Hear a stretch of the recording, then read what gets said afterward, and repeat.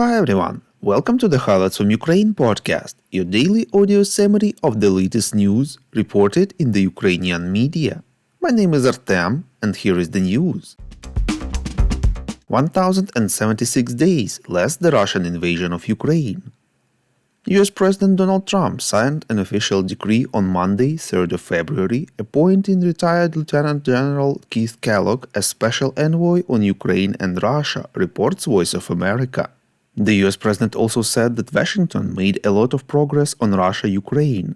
Separately, Trump has revealed his interest in striking an agreement with Ukraine to acquire rare earth metals and other resources in return for arms supplies. He said that Ukraine has very valuable rare earth, and the US wants its investments to be guaranteed to some extent. Quote, "We are looking to do a deal with Ukraine where they are going to secure what we are giving them with their rare earth and other things," he said without elaborating. The US President also reiterated his frustration that Europe does not match the level of military assistance the United States provides to Ukraine. Quote, "We have an ocean in between, they don't. It's more important for them than it is for us. But they are way below us in terms of money assistance to Ukraine, and they should be paying at least equal," unquote, Trump said. As part of the victory plan presented last year, Kyiv suggested that the EU and the US sign agreements for investments in Ukraine's uranium, titanium, and lithium mining. We would really appreciate if you could recommend us to your friends and family, as well as share information on social media. This way more people would learn about the podcast and truth about Russia's invasion of Ukraine. President of Ukraine Volodymyr Zelensky informed in his evening video address that Commander-in-Chief Alexander Syrsky reported to him on the modernization of the Ukrainian army, in particular regarding the transition to a new organizational structure of the Ukrainian armed forces and the creation of corps.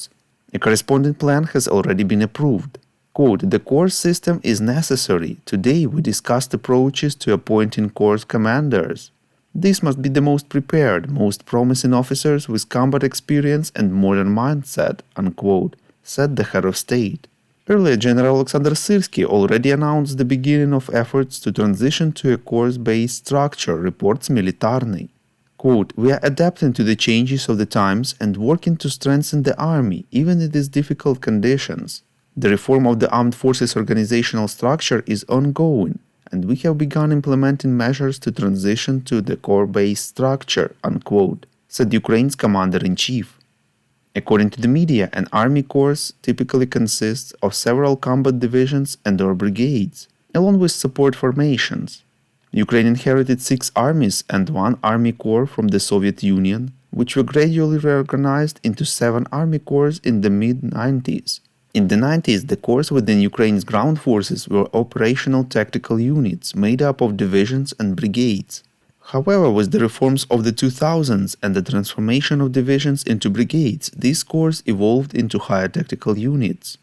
Eventually, the army corps were fully disbanded and some of their components were reorganized into operational commands. The 8th Army Corps was disbanded in 2015, though the Reserve Corps remained. The 9th and 10th Army Corps were formed and the Reserve Corps was restructured into the 11th Army Corps after Russia's full-scale invasion of Ukraine.